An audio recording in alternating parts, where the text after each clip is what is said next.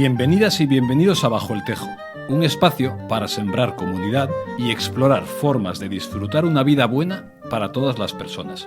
Bajo el Tejo es un podcast desarrollado por las asociaciones La Columbeta e Ingeniería Sin Fronteras Cantabria, gracias al apoyo de la Dirección General de Cooperación para el Desarrollo del Gobierno de Cantabria. Muchos piensan, algunos nos dicen, que si te paras, el sistema te arrolla, como arrolla el automóvil al cervatillo, que deslumbrado por los faros se detiene en mitad de la carretera. Nosotros creemos que esta metáfora no funciona, que, de hecho, hay que darle la vuelta a la imagen. Llevamos al menos 40 años ahí plantados, sobre el asfalto neoliberal, hechizados por las luces que emanan de unas cuantas promesas imposibles, como la del crecimiento infinito en un planeta con recursos limitados. Tal vez, en realidad, no seamos ningún cervatillo, sino esa máquina lanzada a toda velocidad por la carretera y que atropella todo a su paso. De un modo u otro, cada vez tenemos más claro que en la situación que estamos viviendo, y que a día de hoy resulta aún apenas descifrable, el movimiento más inteligente es detenerse. Buenos días.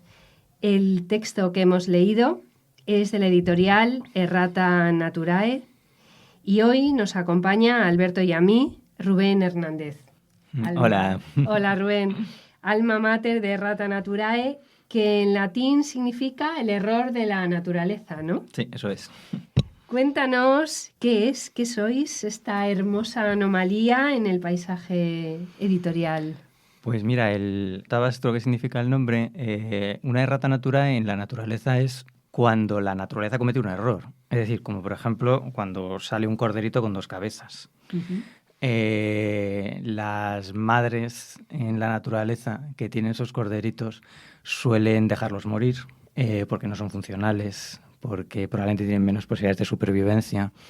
Y entonces cuando decidimos crear la editorial, como ya sabíamos que íbamos a estar un poco en los márgenes, pues nos gustaba mucho la idea de buscar a ese animal un poco monstruoso, extraño, anómalo, disfuncional y que merece la pena vivir también, ¿no? Que debe tener una oportunidad. Y bueno, pues somos una editorial chiquitita, 5 o 6 personas y somos yo creo muy promiscuos porque hacemos demasiadas cosas para lo pequeños que somos. Editamos narrativa europea y norteamericana, muchos temas de ensayo, pensamiento crítico, sociología, ecología, cambio climático. Ahora acabamos de publicar un libro sobre ovnis extraordinario también, o sea, nos metemos en muchos fregados. Y luego una parte también muy interesante de literatura juvenil e infantil, muy orientada también pedagógicamente desde un punto de vista de la sostenibilidad y de la pedagogía medioambiental.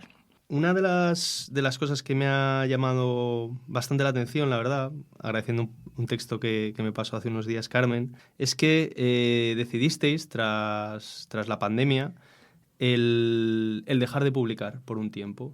Explicabais un poco cómo funciona el tema de las editoriales, un poco de los intermediarios y de las autoras, lo cual a mí me ha sorprendido y voy a dejar ahora que lo expliques un poco. Pero eso, me sorprendió un poco que decidierais parar, ¿no? Buscar ese silencio y no sé si quieres explicar un poco qué os llevó a tomar esa decisión y qué es lo que visteis en ese espacio de tiempo en el que estuvisteis un poco escuchando el silencio. Mira, la pandemia fue en 2020, ¿no? Sí. Vale, pues nosotros decidimos dejar de publicar de mediados de marzo del 2020 a mediados de octubre de 2020. Nos pareció que lo que estaba ocurriendo en el mundo era gordo y merecía la pena pararse a pensarlo y tratar de extraer alguna consecuencia. Para mí, desde el punto de vista personal, lo más importante, lo primero, lo recuerdo perfectamente, fue llamar a todos los trabajadores, garantizarles que no iba a haber ERE, que no iba a haber nada, que todo el mundo iba a seguir teniendo su sueldo, que todos íbamos a seguir teniendo nuestras condiciones de vida perfectamente aseguradas, pero que íbamos a aprovechar una circunstancia casi históricamente excepcional para hacer algo distinto. Y era yo la sensación que tenía desde hacía mucho tiempo es que, bueno, pues lo que has leído, porque ese texto está escrito, Eso de es, hecho, en en ese esa momento. época, sí, lo escribí en esa época, que el ritmo que impone el capitalismo a todas las empresas, porque da igual que tú tengas unas ideas u otras, es decir, sí, es muy complicado extraerse de ese ritmo. Y esta circunstancia nos daba la oportunidad de detenernos a parar y a reflexionar qué tipo de modelo editorial queríamos defender y también a reestructurarnos internamente. Y entonces, bueno, yo creo que fue un periodo en donde lo que hicimos todos fue pensar. Y pensar y empezar a construir en consecuencia con el pensamiento. Entonces modificamos pues buena parte de las cosas, de los materiales que usamos, de las dinámicas que implementamos, de un montón de cosas. Y fue una época muy fructífera para nosotros, la verdad, sí. Se nos echaron encima, porque fue, o sea, recuerdo, ha sido la única vez en mi vida, yo no manejo mucho redes ni me interesa especialmente, pero fue el único momento en donde entendí lo que era un hater. Sobre todo además de gente cercana del mundo editorial, que parecía como que estábamos, no sé, creo que la gente entendió que estábamos acusando a los demás de no hacer lo que nosotros estábamos haciendo o de defender algo. También es verdad que, como tú decías, contamos un poco algunos de los entresijos de cómo funciona el mundo editorial, ¿no? Y eso a mucha gente pues le fastidió. Claro, es que no sabíamos qué ocurre con los libros que no se venden. Ha sido un desvelo. Sí, bueno, para las personas que estén escuchando esta parte y a lo mejor no se enteren muy bien, Rubén lo explica muy bien en su página web. Hay un artículo que habla un poco de cómo funciona al final el mundo editorial, ¿no? Que se basa en un poco... a mí me chocó porque es muy similar al mundo financiero o al mundo de los bancos. Al final no hay... O sea, el dinero... y los libros, en este caso, fluyen únicamente en una dirección. Sí. No hay ninguna devolución de libros si no se publican, no hay ninguna devolución, digamos, de capital o de dinero si no se publican, sino que se acumula deuda, sí, libros a publicar o dinero a vender a futuro, y eso lo que hace es que todas las partes de esa cadena se vean obligadas a seguir moviéndose y a seguir acelerando y acelerando y acelerando. Sí, es una burbuja. Al final es una burbuja en donde yo sinceramente creo que hay dos partes claramente perjudicadas y una beneficiada. Las dos partes perjudicadas en distintos niveles y de distintas maneras, pero creo que tanto los editores como los libreros, y de hecho, bueno, hace una semana, por ejemplo, cerró una de mis librerías favoritas en Madrid, Tipos Infames, no sé si la conocíais, y en la entrevista, cuando ya les presionaban un poco para que explicaran por qué habían cerrado, ya uno de ellos decía, pues el puto capitalismo. Es que es así. Y en cambio, los que al final se benefician con este modelo financiarista, como tú dices, son las distribuidoras. Y porque al final, cuando un libro no se vende y por lo tanto se devuelve y empieza a tener muchas papeletas para acabar guillotinado, al final hay tanto el editor, por supuestísimo, el editor ha perdido dinero, sin ninguna duda, y el librero hasta cierto punto también, pero la distribuidora ha ganado dinero tanto en el movimiento de ida del libro como en el movimiento de vuelta del libro. A mí siempre me preguntan, ¿pero por qué no os autodistribuís? ¿O hacéis una cooperativa de editoriales? Sí. Pues la razón es muy sencilla. El viaje de ida de los libros a las librerías es muy gestionable, es fácil. El problema es que, como en España existe devolución libre, lo que quiere decir que, imaginaos, yo edito un libro, se lo doy a la distribuidora se lo da al librero, el librero tiene, normalmente, no siempre todas las condiciones iguales, pero normalmente tiene 90 días en donde no adelanta dinero. Si al día 90 no ha vendido el libro, tiene que pagárselo a la distribuidora y la distribuidora me lo paga a mí. Pero de ese día 91 en adelante, sin edie, o sea, hasta el apocalipsis final de los tiempos, el librero puede devolver el libro y recibe su dinero. de mí. Yo le tengo que devolver el dinero. Es decir, el dinero que yo tengo nunca es mío, hasta cierto punto, ¿no? Entonces, de riesgo, ¿no? Claro, entonces, ¿qué ocurre? Ese modelo de gestión de las devoluciones quiere decir que tú todos los días tienes un coteo de una librería en Vigo, una en Móstoles, una en no sé dónde, que está devolviendo libros. Claro, eso para una cooperativa no es manejable. Necesitas una infraestructura muy grande para poder manejar eso con eficiencia. Claro. O sea, que sería un poco, idealmente, también incluir a los libreros y las libreras dentro de esa cooperativa, ¿no? Claro, pero hay pocos visos de realidad ahí. Bueno, no, yo pensando en utopías. Hay ¿no? pocos visos de realidad ahí. Hay una lógica muy competitiva. Yo muchas veces he intentado con los libreros explicarles que cuando yo vendo un libro no estoy haciendo que él deje de vender uno. Estoy haciendo que la tarta sea más grande. Y eso es importante entenderlo. Es decir, es muy importante que haya muchos canales, sobre todo de recomendación, de muchas veces alguien en Instagram, caray, puede ser una persona que realmente conecte muy bien con la gente y ayude a vender libros. Eso no quiere decir que los libreros los dejen de vender, ¿no? Entonces, bueno, es un negocio muy complicado, los libreros son un eslabón muy frágil de esa cadena y lo vemos constantemente con el cierre de librerías y a veces es complicado generar sinergias entre editores y libreros. Nosotros tenemos muy buena relación con muchísimas librerías, les damos mucha importancia, pero veo muy utópico que se pueda hacer algo así.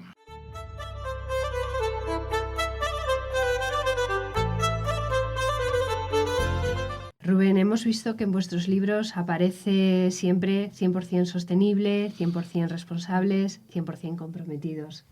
Cuéntanos qué hay detrás de estas tres afirmaciones. Pues eso fue algo que conseguimos materializar, hacer real, justamente en esos 9 meses de trabajo, de pensamiento en la pandemia, ¿no?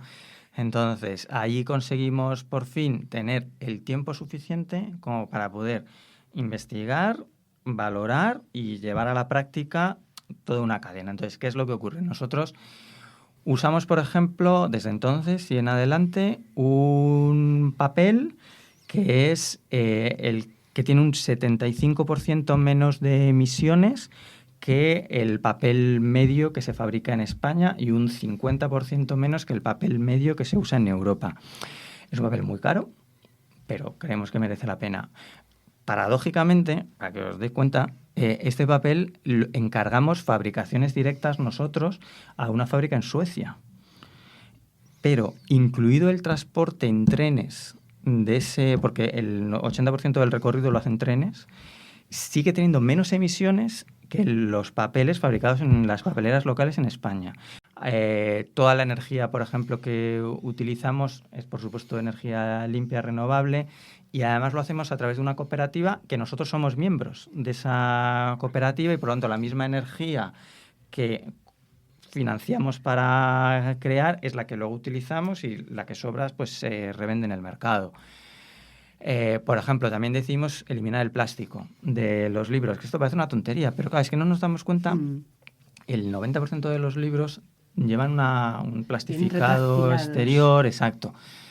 ¿Qué ocurre? Una tirada media de un libro, que puede estar hoy en día en torno a los 2.000 ejemplares, si tú sumas el plástico de cada ejemplar, tienes un campo de fútbol de plástico. Entonces, eliminar eso, les recuerdo perfectamente, primera llamada de la distribuidora para decirme, oye, pero ¿cómo habéis hecho esto? Es que ahora el producto es mucho más frágil, vamos a tener quejas, no sé cuántos. Alguna queja ha habido, pero se les explica. Y ahí se hace una labor pedagógica, es decir, mira, sí, te ha llegado con el cantito un pelín fastidiado, pero piensa en todo el beneficio que hay para el planeta detrás y en todo lo que les puedes contar a tus clientes sobre el beneficio que implica tener esto, ¿no? Que eso es una cosa que yo también lancé también una iniciativa para intentar modular o algún tipo de acuerdo, de sello que pudiera estar presente en las librerías. en donde los libreros, por ejemplo, hagan un esfuerzo para explicar que no es lo mismo producir un libro en China que en Salamanca. Y que implica un coste ecológico muy superior y que también deberíamos hacer una pedagogía con los lectores para sí, porque enseñar muchos igual eso. no lo saben. Es que no tienes por qué saberlo. Pero es que no lo pensamos no, y no es fácil. No solo en libros, o sea, esa etiqueta, bueno, yo llamo la etiqueta de las externalidades. Igual en cualquier comida que comieras o cualquier producto que compraras tendría que venir, incluso lo que comentas, las propias emisiones que tiene su producción, su transporte, consumo de agua y tal.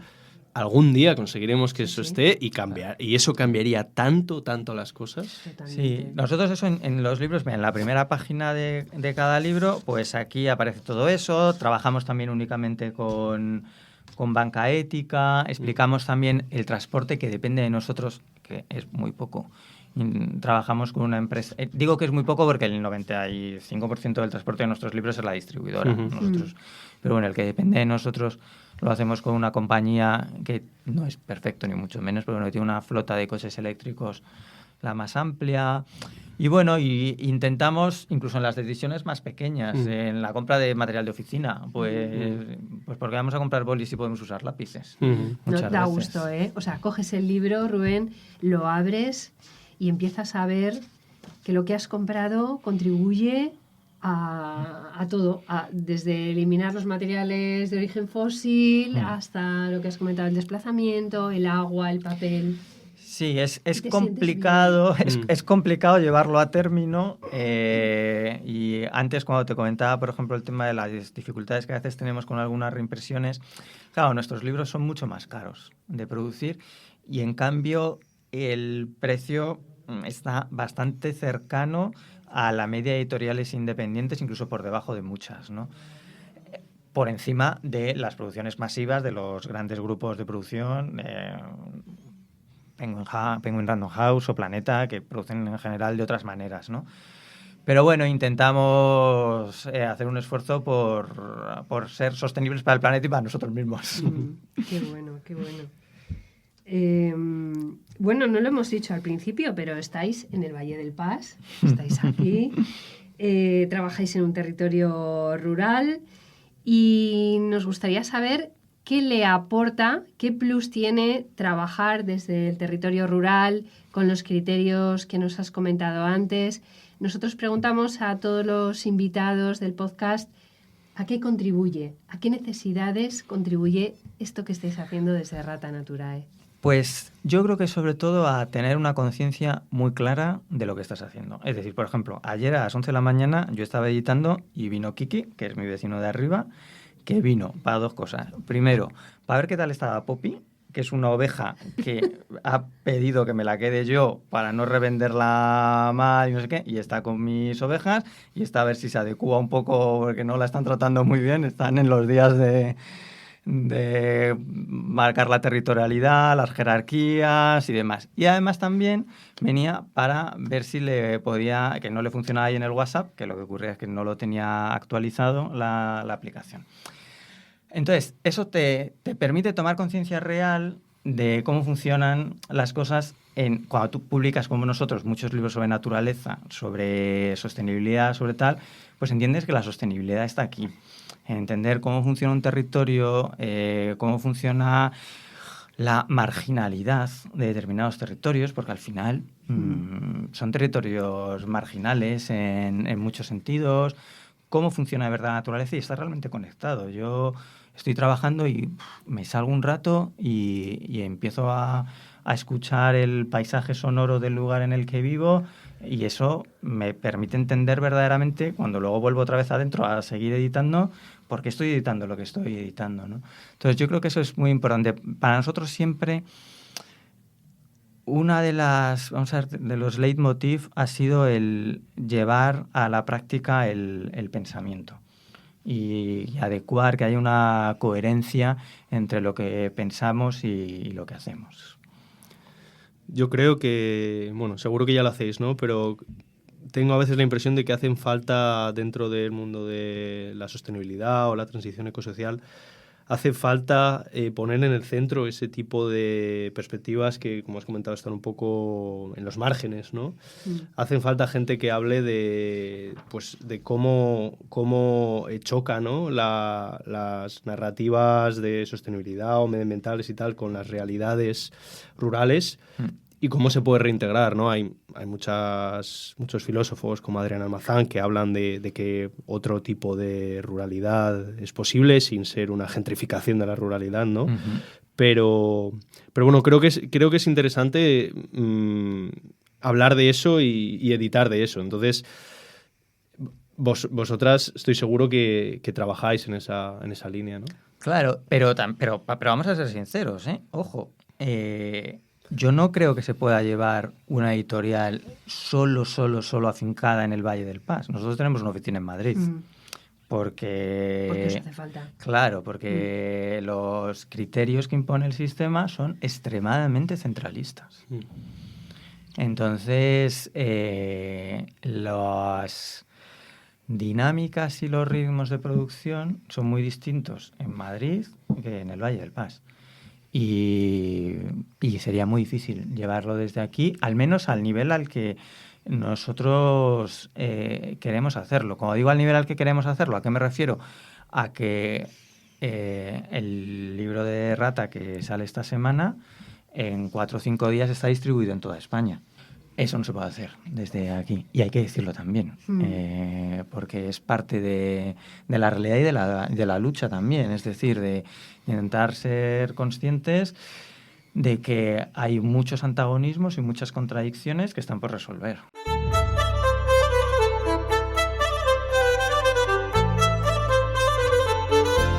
Vale, voy a cambiar un poco, digamos, de tercio, porque bueno, hay unas cuestiones que pueden a lo mejor ser un poco más polémicas que me surgen o que me han surgido. Dale. ¿Crees que hay gente que cada vez compra más libros por comprar y no tanto por leer? Porque, sobre todo, yo creo que en mi generación empieza a haber un poco esa tendencia a amontonar libros por leer.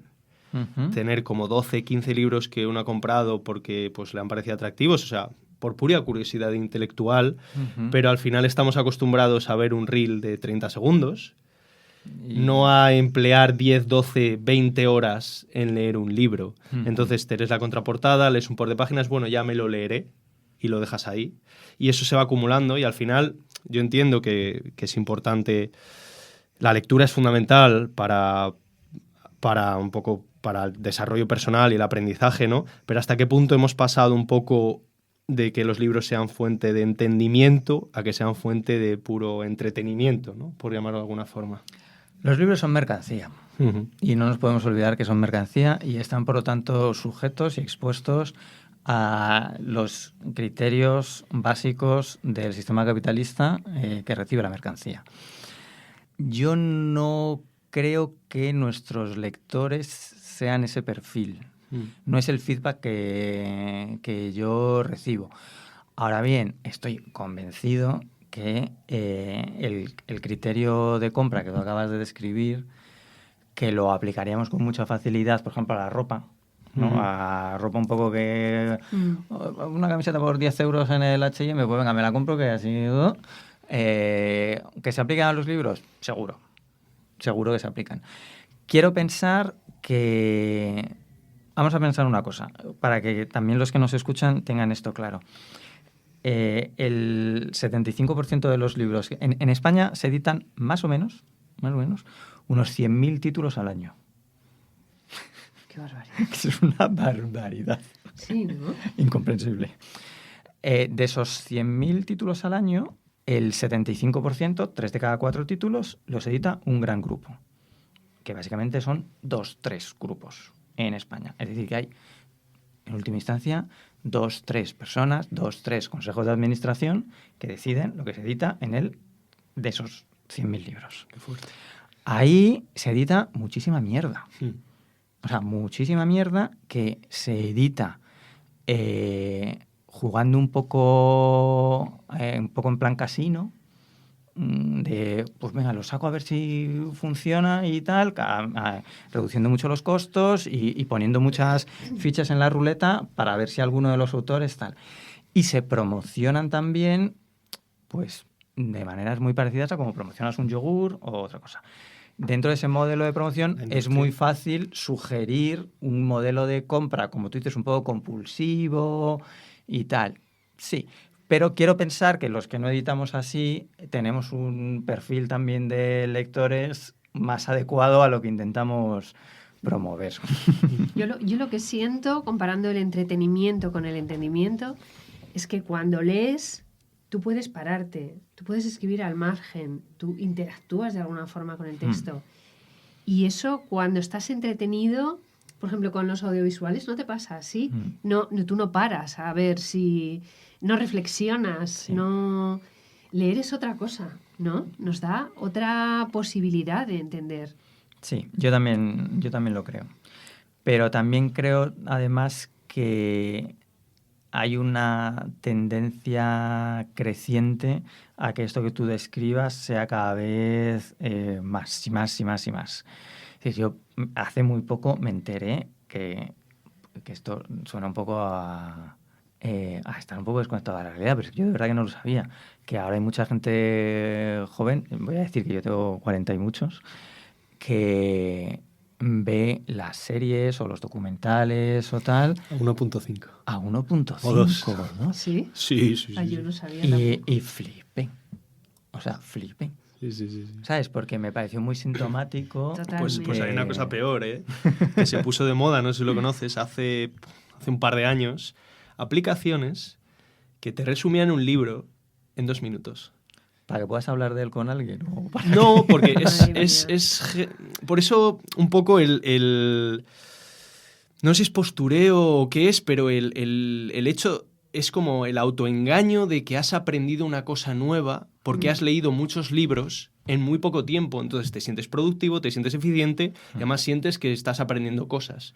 Cuando estás perdiendo el propio proceso del disfrute, de aprender algo, que es un proceso, ¿no? Claro. Y otro ritmo, ¿no? Sí. Porque esta necesidad de parar creo que es una necesidad de todos los seres humanos. Este podcast nace de ahí, de nuestra necesidad de parar y hablar entre nosotras de cómo queremos vivir, porque a dónde nos lleva, ¿no? Este modelo acelerado a la hora de leer, de consumir un audiovisual o de vivir. Claro. El problema está cuando nosotros le damos muchas vueltas a esto, y esto es algo sobre lo que reflexiono mucho, es que uno no puede extraerse de esa situación y pensar que está fuera y que está en el lado del bien.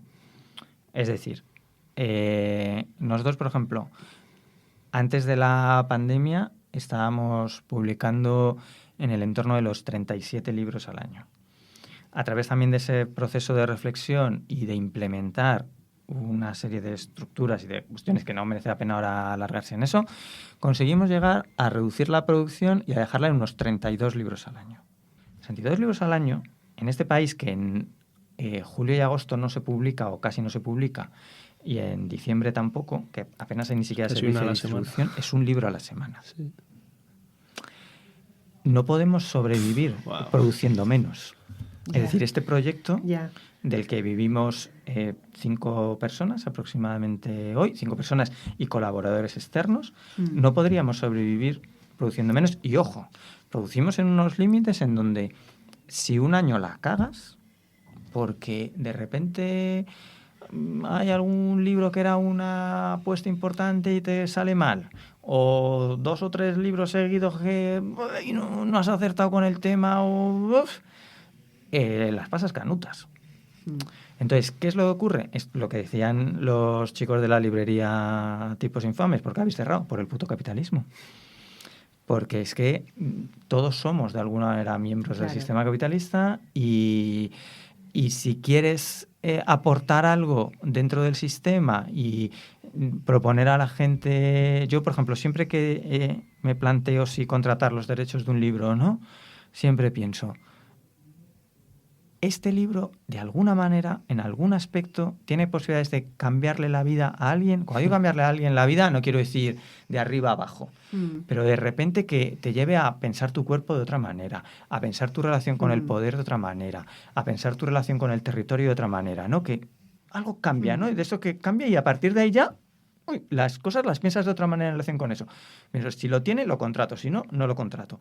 Qué Entonces, bueno. cuando lo contrato es porque pienso que puedo intervenir positivamente en esta sociedad, pero para intervenir positivamente tengo que estar dentro y tengo que hacer 32 libros al año, 1 a la semana. Sí, tienes que ser una empresa. Claro, eso me dice mi padre. Claro, mi padre me dice, es que tú eres empresario. Claro, yo reconocerme en la palabra empresario...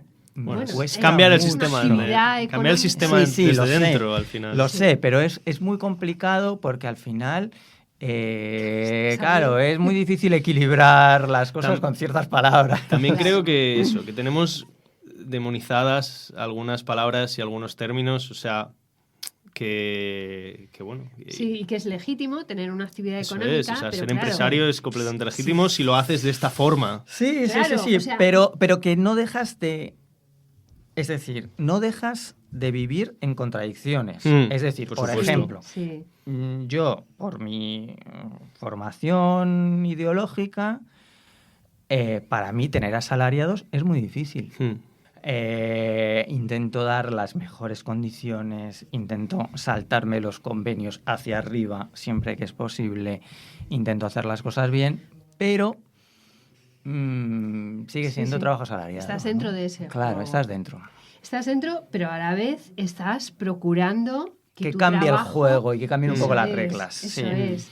Y aportar entendimiento, y aportar identidad, Mm. y aportar creación, y identidad Pero no nos olvidemos que hay que territorial. vivir desde esa contradicción. Sí. Porque los que pretenden que no están viviendo desde esa contradicción, peor todavía. Claro. Porque entonces no tienes conciencia de las partes oscuras que siguen existiendo. Sí. No, tienes que ver los dos lados de la Exacto, balanza, ¿no? sí.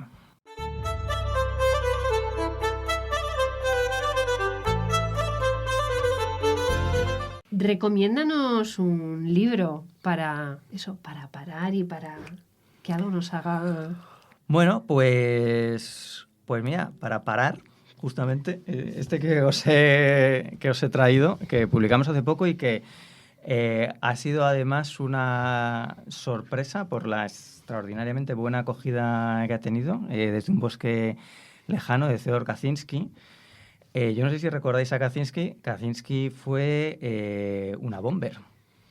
Es decir, fue un terrorista que durante 20 años tuvo en jaque al FBI y a la CIA, que mató a 3 personas y que hirió a 21 con una campaña de paquetes bomba. ¿Qué es lo que ocurre? Que detrás de este hombre hay un pensador de una lucidez extraordinaria y que se da cuenta que el sistema es una máquina de destrucción de seres humanos. Toma conciencia además de que el modelo tecnológico es muy interesante, la reflexión que él hace sobre la tecnología. Primero, en los años 90 ya está prediciendo muy claramente el colapso ecológico y el sufrimiento extraordinario que para miles de millones de personas va a producirse cuando eso ocurra, y ocurrirá. Y que la única manera de confrontar eso es confrontar la tecnología como un todo, que no te puedes quedar con las cosas buenas y desechar las cosas malas, que la tecnología es un ente autónomo que funciona a pesar de los intereses, o en contra incluso muchas veces de los intereses humanos y de la protección de la humanidad. Pero la lucidez conceptual con la que explica eso, y lo mismo cuando antes decía tienes que vivir en la contradicción, para mí como editor es vivir en la contradicción también, y es decir, bueno, no defiendo todo lo que ha hecho este hombre, ni muchísimo menos, pero su pensamiento creo que merece la pena ser conocido. Qué bueno. Desde un bosque lejano. Sí. De todas maneras, dejaremos en el podcast un apartado para poder recomendar tanto el texto que leamos al principio como la recomendación. Y yo creo que llegamos al final, Rubén. Sí que para nosotros tenerte aquí nos ayuda a entender cómo podemos hacer una actividad económica con otros criterios, ¿no? Desde otros valores, con menos prisa, con más cuidado, con los pies en la tierra, con los ojos en el horizonte. Nos da la sensación que, como decía Epicuro, no es posible vivir feliz sin vivir sensata, honesta y justamente. Ni vivir sensata, honesta y justamente sin vivir feliz. Bueno, gracias por escucharnos, a los que están al otro lado. Y en el próximo episodio seguiremos en diálogo con quienes imaginan y construyen mundos más habitables. Cuidaos.